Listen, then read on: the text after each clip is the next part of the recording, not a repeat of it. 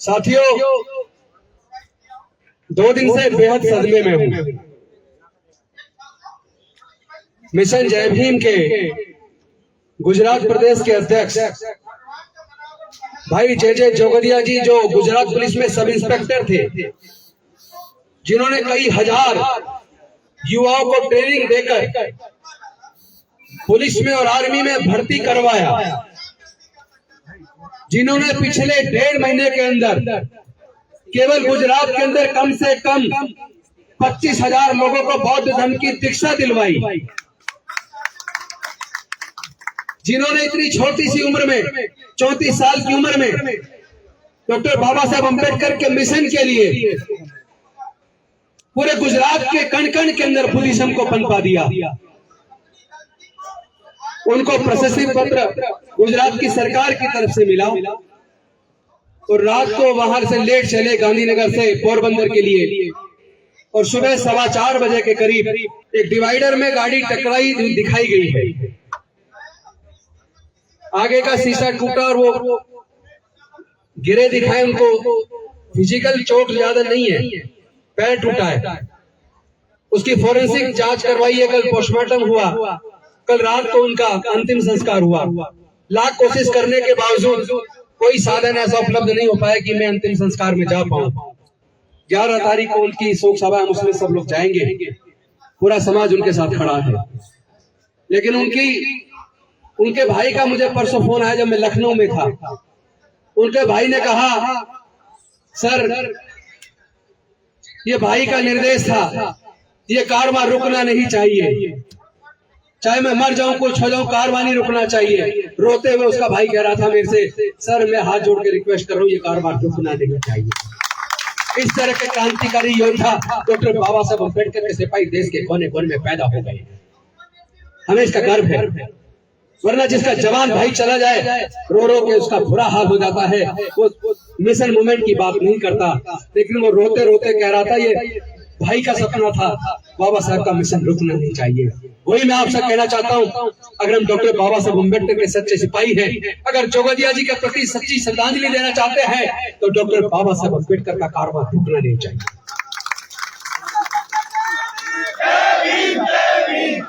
ये जो लड़ाई है, इस लड़ाई को बहुत से लोग कुर्सी की लड़ाई बताना चाहते हैं। ये लड़ाई कुर्सी की लड़ाई नहीं है। डॉक्टर बाबा साहब अम्बेडकर के मिशन मूवमेंट के लिए, 22 प्रतिज्ञाओं के लिए एक तो क्या हजारों कुर्सी कुर्बान करनी पड़े तो हम करने के लिए तैयार हैं। और कुर्सियां तो छोटी चीज है, अगर जान कुर्बान करनी पड़े तो हम जान कुर्बान करने के लिए भी तैयार हैं।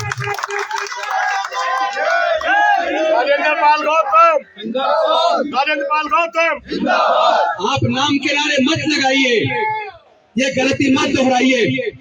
जब हम लोग व्यक्ति को मजबूत करते हैं तो व्यक्ति मजबूत होता है, जब हम विचारधारा को मजबूत करते हैं तो विचारधारा मजबूत होती है। व्यक्तियों को मजबूत करना छोड़ दो। व्यक्ति कल को बिक सकता है, मर सकता है, धोखेबाज निकल सकता है, समाज को धोखा देकर भाग सकता है और किसी मजबूरी में चुप्पी साध कर बैठ सकता है। इसलिए हमें व्यक्तियों को ताकत नहीं देनी है, हमको अपने समाज को ताकत देनी है। बाबा साहेब की विचारधारा को मजबूत करना है, तथागत बुद्ध की विचारधारा को मजबूत करना है।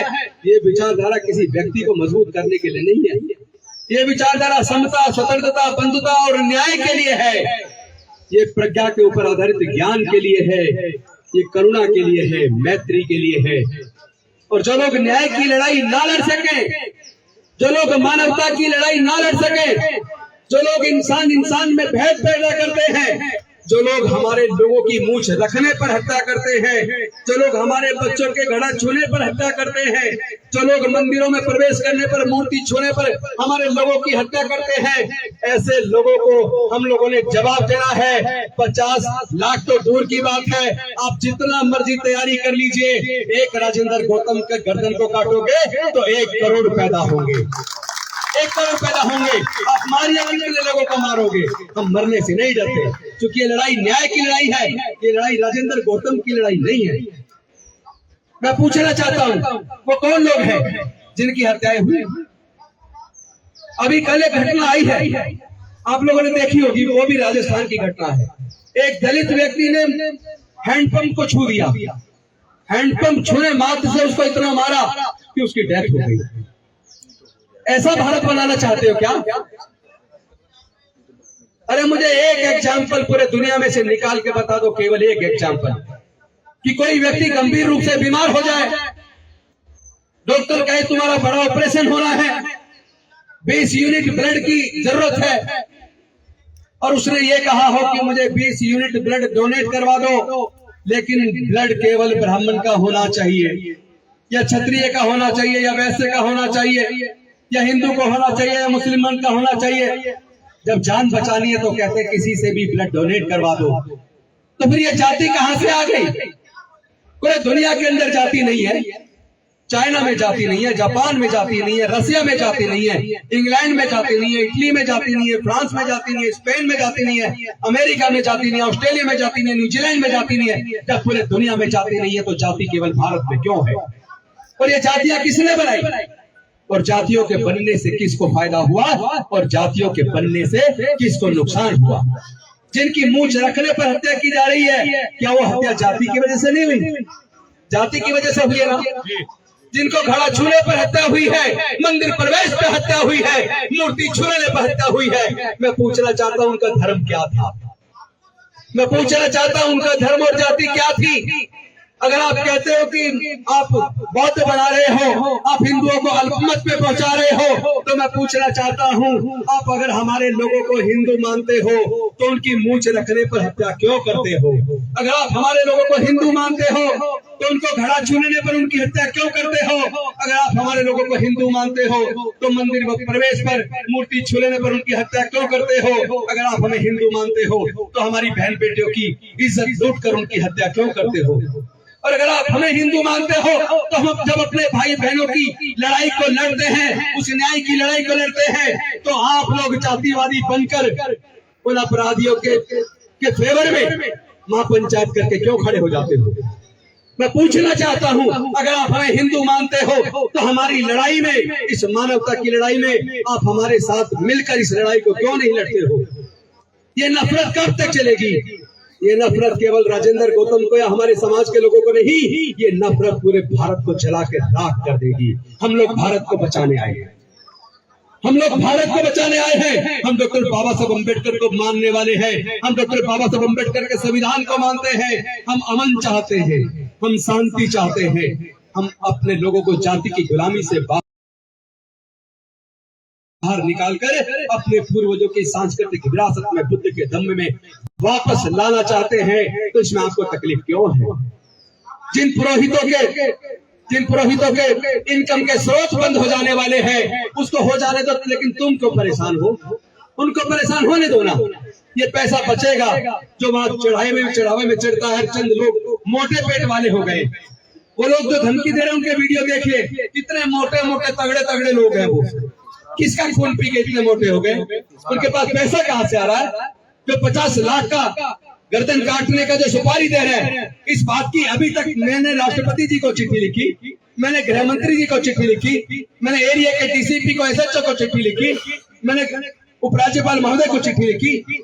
सब जगह चिट्ठी लिखने के बावजूद मैं पूछना चाहता हूं, मैंने उसमें मांग की है कि ऐसे नकली साधुओं के खिलाफ आप मुकदमा दर्ज करके उनके किन आतंकवादी संगठनों से उनके संबंध में इसकी जांच कीजिए। उनके पास ये करोड़ों रुपए कहां से आ रहा है, इसकी जांच कीजिए। लेकिन अभी तक ना तो पुलिस ने कोई मुकदमा दर्ज किया, और अभी 15 ही दिन हुए माननीय सर्वोच्च न्यायालय के जजमेंट को आए हुए, जिस जजमेंट में माननीय सर्वोच्च न्यायालय ने कहा है जो लोग हेट स्पीच देते हैं या धमकी देते हैं, इस तरह के भाषण देते हैं, भड़काऊ भाषण देते हैं, ऐसे लोगों के खिलाफ पुलिस को खुद मुकदमा दर्ज करना होगा। चाहे कोई कंप्लेंट आए ना आए, पुलिस की जिम्मेदारी है वो मुकदमा दर्ज करे। और अगर पुलिस ये मुकदमा दर्ज नहीं करती, जिम्मेदारी नहीं निभाती, तो कोर्ट खुद सुमोटो के खिलाफ एक्शन लेगा, कंटेम्प्ट ऑफ कोर्ट की कार्रवाई करेगा।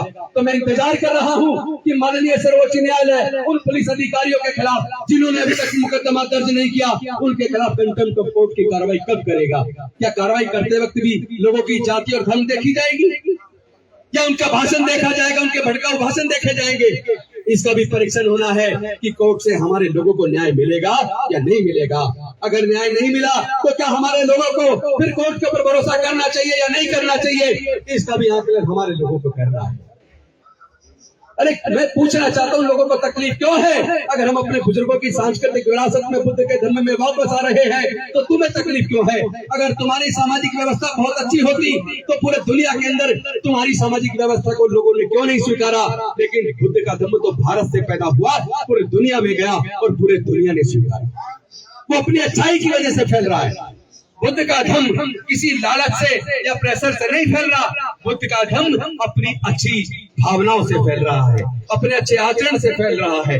मानव कल्याणकारी धर्म है जिसके अंदर समता, स्वतंत्रता, बंधुता, न्याय, प्रज्ञा, शील, करुणा और मैत्री है, जिसमें पूरी दुनिया के लिए मानवता और शांति का संदेश है। जो संदेश बुद्ध के धर्म का भारत से पूरी दुनिया में गया और पूरी दुनिया ने स्वीकार किया। दुनिया के अंदर 56 देश बौद्ध धर्म को मानने वाले हैं। 128 देशों में बौद्ध धर्म है।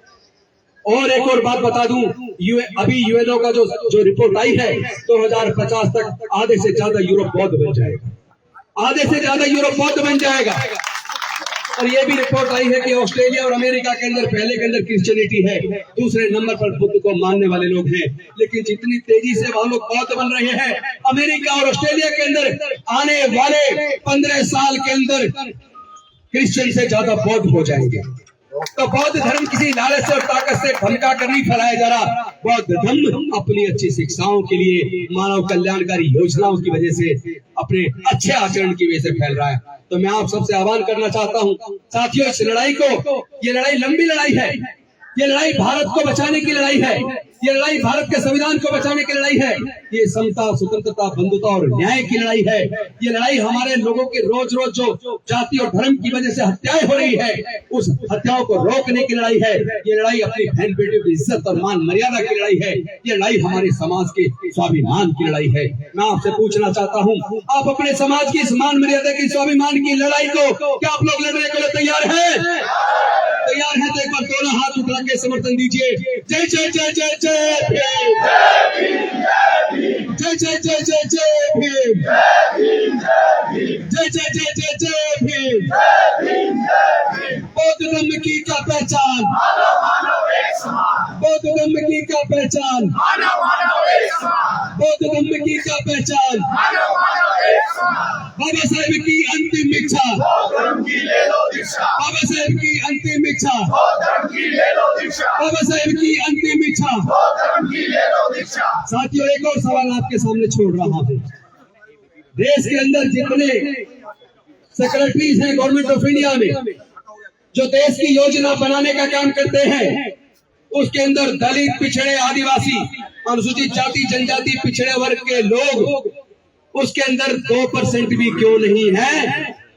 और अगर 2% भी लोग अनुसूचित जाति, जनजाति, पिछड़ा वर्ग के लोग नहीं हैं, तो फिर वो जो सेक्रेटरीज गवर्नमेंट ऑफ इंडिया में पॉलिसी बनाते हैं, क्या वो आप लोगों के फेवर में कोई पॉलिसी बनाएंगे?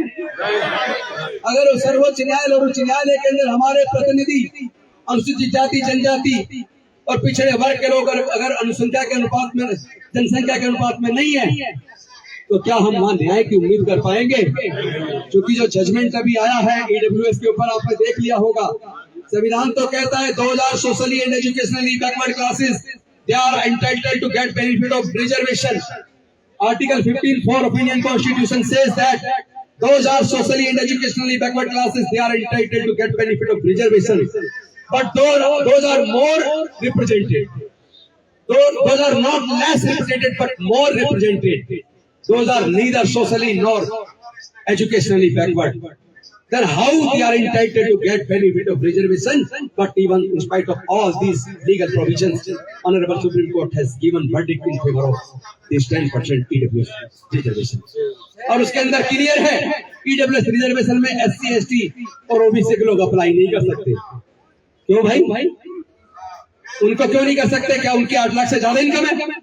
यानी आपको समझना पड़ेगा, साजिश किसी एक गवर्नर पे नहीं है, भारत के चप्पे चप्पे पर अनुसूचित जाति, जनजाति और पिछड़े वर्ग के लोगों के खिलाफ साजिश रची जा रही है। हमारी गलती है कि हम सच को ना तो जानते हैं और ना मानते हैं। हम ये तो कहते हैं डॉक्टर बाबा साहब अम्बेडकर को मानते हैं, लेकिन डॉक्टर बाबा साहब अम्बेडकर की बात को नहीं मानते। अगर हम लोग बौद्ध बन गए होते तो आज भारत के अंदर 100 करोड़ से ज्यादा बौद्ध होते। आप बहुसंख्यक होते, योजना भी आप बनाते, देश के प्राकृतिक संसाधनों में हिस्सेदारी भागीदारी भी आपकी होती। मैं पूछना चाहता हूँ, ये जो जल जंगल जमीन है या खेती की जमीन है या प्राकृतिक संसाधन है, क्या कोई अपनी माँ के पेट से लेकर पैदा हुआ है? भाई बताइए ना, क्या खेती की जमीन कोई अपनी माँ के पेट से लेकर पैदा हुआ है? क्या नहीं। देश के प्राकृतिक संसाधन कोई क्या अपनी माँ के पेट से लेकर पैदा हुआ है? अगर माँ की पेट से लेकर पैदा नहीं हुआ तो केवल वही लोग उसके मालिक क्यों है? हमारे लोगों का उसमें हिस्सा कहाँ है?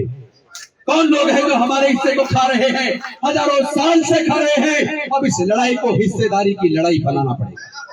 हमें देश के संसाधनों में, जल में, जंगल में, जमीन में, कोर्ट में, न्यायालयों में, हर जगह, डिफेंस में, हर जगह अब अपनी हिस्सेदारी और भागीदारी की लड़ाई को लड़ना होगा।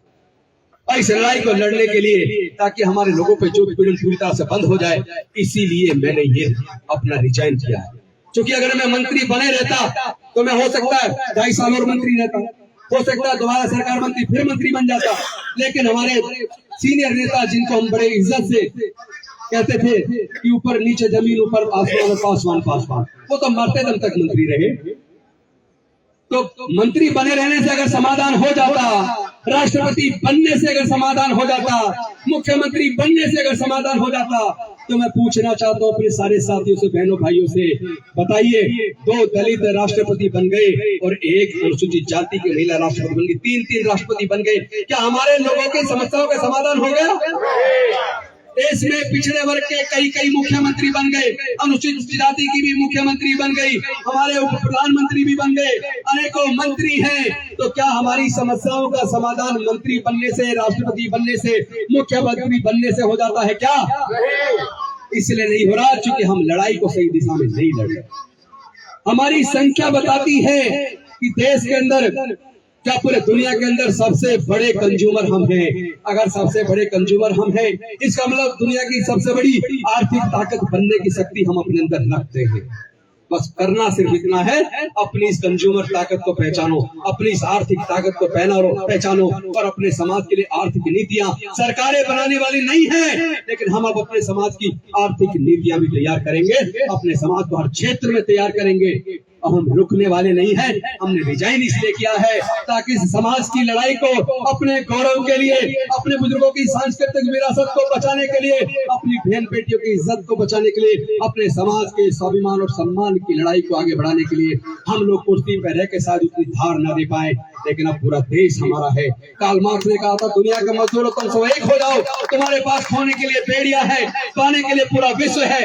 वही मैं आपसे कहना चाहता हूँ साथियों, दलित, पिछड़े, वंचित, आदिवासी और जिनके जो विषमता के शिकार है, जिनके साथ अन्याय हुआ है, चाहे किसी भी जाति धर्म के लोग क्यों ना हो, वो सारे लोग न्याय की इस लड़ाई को, समता, स्वतंत्रता, बंधुता और न्याय की इस लड़ाई को लड़ने के लिए एकजुट हो जाए। फिर पूरा भारत तुम्हारा है, तुम इस देश के हुक्मरान बनोगे। इन्हीं शब्दों के साथ मैं आप सबको साधुवाद देता हूँ और कहता हूँ, तो अभी तो हमने केवल वीडियो डाल कर दी थी, अभी हमने कोई वैसे तैयारी नहीं की कि गली गली में छोटी छोटी सभाएं की हो, लेकिन आगे अब गली गली में पूरे देश के अंदर सभाएं होंगी और जोगदिया जी के कुर्बानी को, हम बलिदान को बेकार नहीं जाने देंगे। अपने समाज की लड़ाई को लड़ेंगे। हम डॉक्टर बाबा साहब अम्बेडकर ने निकम्मा और नाकारा औलाद नहीं है, हम उनके काबिल बच्चे बनकर दिखाएंगे। हम अपनी पूरी वफादारी का सबूत देकर दिखाएंगे। हम इस लड़ाई को लड़ेंगे, हम इस लड़ाई को जीतेंगे। जय जय जय जय जय भीम, जय जय जय जय जय भीम, जय जय जय जय जय भीम। अंत में सिर्फ एक बात कहूंगा, सब लोग पीछे वाले भी ध्यान से सुनना। ये लोग चाहते हैं हमारे लोगों को भावनाओं में भड़का कर हम किसी तरह संविधान के रास्ते को छोड़कर संविधान के खिलाफ कोई भावना में बह के लड़ाई लड़े, ताकि ये लोग हमारे लोगों पर मुकदमा बना के उनको कोर्ट के चक्कर में उलझा दें। लेकिन हम अपने लोगों की लड़ाई को इतने बेहतरीन तरीके से लड़ेंगे, जैसे डॉक्टर बाबा साहब अम्बेडकर जी ने इस लड़ाई को संवैधानिक तरीके से लड़के, अपनी बुद्धि और विवेक से, काबिलियत से लड़के जीत हासिल की थी। हम भी इस लड़ाई को अपनी एकता से, बुद्धि और विवेक से लड़ेंगे और हम लोग जरूर इस लड़ाई को जीतेंगे। साथियों, मैं आपको आश्वस्त करता हूँ, आप लोग आए, आपका बहुत बहुत धन्यवाद। नमो बुद्धाय, जय भीम, जय भारत।